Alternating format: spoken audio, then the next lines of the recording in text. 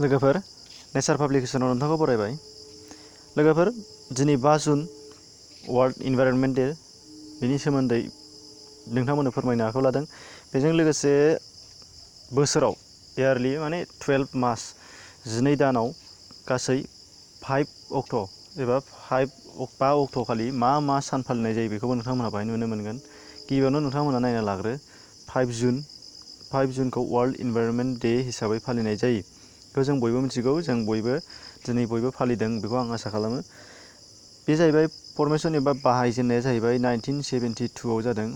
ओमफ्राय United nations general एसेम्ब्लिनि गेजेरजों बे जादोंमोन। वर्ल्ड इनभाइरनमेन्ट डे हिसाबै जे 5 जुनखौ फालिनाय जागोन बेनि सोमोन्दै 1972 आव इउनाइटेड नेशन्स जेनेरेल एसेम्ब्लिया बेखौ गायसननानै होदों।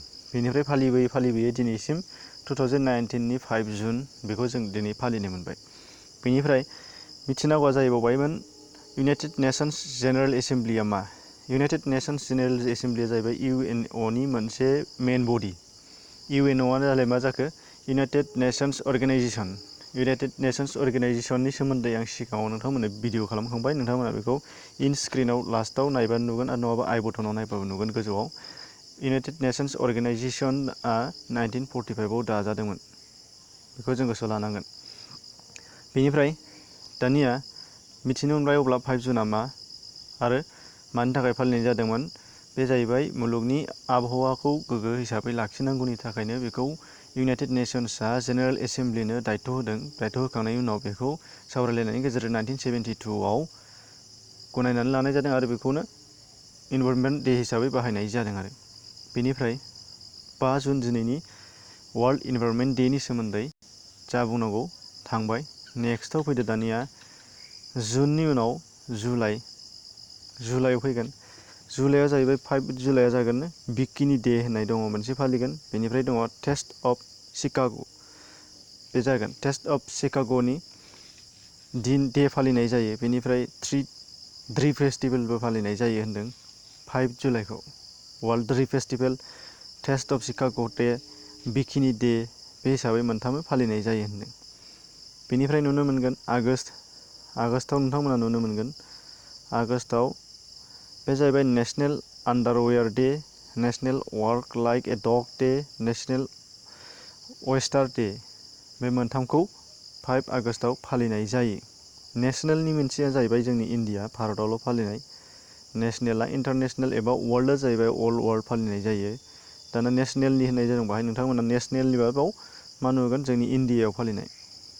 बेनिफ्राय नाय 5 जुन, जुलाइ, आगष्ट, सेप्तेम्बर फैबाय। सेप्तेम्बराव नोंथांमोना नुगोन 5 सेप्तेम्बरावथ' टिचार्स डे डक्टर सर्वपल्ली राधाकृष्णननि बागै जों फालियो। बे भारतनि नेशनेल बियो भारतआव फालिनाय जायो टिचार्स डे हिसाबै। भारतनि टिचार्स डे 5 सेप्तेम्बर बेखौ जों बयबो मिथिखागौ। बेनिफ्राय इन्टारनेशनेल डे हिसाबै मा बाहायो? International day of charity. International day of charity हिसाबै 5 सेप्तेम्बरखौ फालिबावनाय जायो।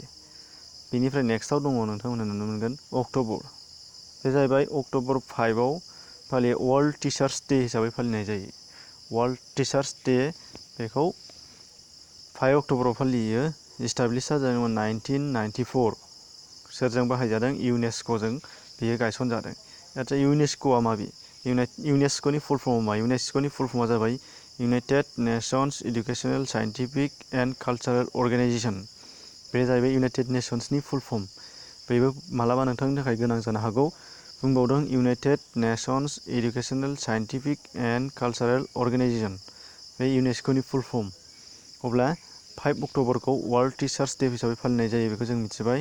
नेक्स्टआव फैबावदो नभेम्बर 5 बे जाहैबाय नेशनेल आयुर्वेदा डे। जोंनि भारताव फालियो नेशनेल आयुर्वेदा डे। बेनिफ्राय वर्ल्डआव बे दिनखौ फालिबावो वर्ल्ड सुनामि एवारनेस डे हिसाबै बेखौ फालिनाय जायो। World tsunami awareness day. बेनिफ्राय नभेम्बरनि उनाव डिसेम्बर फैगोन।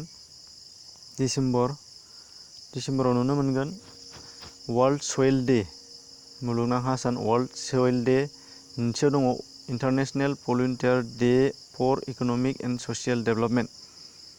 बे मोननैखौ इन्टारनेशनेल डेआव हिसाबै फालिनाय जायो। मोनसेया वर्ल्ड सयल डे, मोनसेया international volunteer day for economic and social development. आरो बेनि अनगायैबो नेशनेल हिसाबै मोनफ्रोमबो नेसनाव माने मोनफ्रोमबो हादराव आलदा आलदा फालियो जानो हागौ। जोंनि भारतावबो आलदा फालियो जानो हागौ, नाथाय बेखौ आं सार्च खालामना मोननाय जायाखै। वर्ल्ड हिसाबै इन्टारनेशनेल डे फालिनाय हिसाबै मोननाय जादों बिसोरो। बेनिफ्राय जानुवारि फैदो। जानुवारि मानो फैफिनखो? जुननिफ्राय ओरै दावखोलांनानै आरो फैफिननानै जुनसिम लांफिननाय जादों। बेनिखायनो जानुवारिसिम थांगासिनो थानानै जानुवारि फैबाय। जानुवारियाव नुनो मोनगोन नेसनेल बार्ड डे जोंनि भारत हादरनि थाखाय आरो national cat' day. National bird day आरो नेसनेल केट' डे हिसाबै मोननै फालिनाय जायो 5 जानुवारिखौ। बेनिफ्राय दङ फेब्रुवारि। 5 फेब्रुवारियाव नायदो नोंथांमोना world Nutella day. World Nutella day. बेनिफ्राय national weather person day. National weather person बे 1 आरो बे 2 मोननै फालिनाय जायो। बेबो इन्टारनेसनेल लेभेलनि फालिनाय। बे जाहैबाय 5 फेब्रुवारिनि। बेखौ जों गोसोआव ला। बेनिफ्राय दंबावो ओरैजाय मार्च 5 मार्च। 5 मार्चआव नोंथांमोना नायनो मोनगोन नेसनेल माल्टिपल पार्सनेलिटि डे। से नाम्बाराव नेसनेल माल्टिपल पार्सनेलिटि डे आरो मोनसे नुगोन नेसनेल एबसेन्टि डे। नेसनेल एबसेन्टि डे ओमफ्राय मोनसेया नेसनेल माल्टिपल पार्सनेलिटि डे। बे मोननै हिसाबै 5 मार्चखौ फालिनाय जायो। बेनिफ्राय दंबावो ओरैजाय एप्रिल।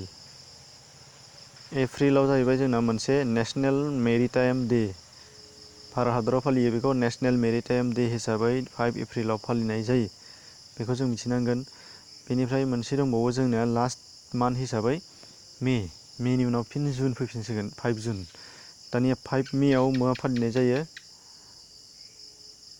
नुनो मोनदों नेसनेल एस्ट्र'नट डे। फार्स्टआव मोनसेया जाहैबाय national totally day. National totally day आरो मोनसेया जाहैबाय नेसनेल एस्ट्र'नट डे। बे मोननैखौ 5 मेआव फालिनाय जायो। अब्ला गासै नोंथांमोनहा बोसोरसेयाव 5 डे एबा 5 अक्ट'आव मा डे फालिनाय जायो बेखौ नेसनेल आरो इन्टारनेसनेल लेभेलनि नायना नुनो मोनबाय। बिनि थाखाय नोंथांमोनहा मा कमेन्ट होनो दंबा कमेन्ट हर।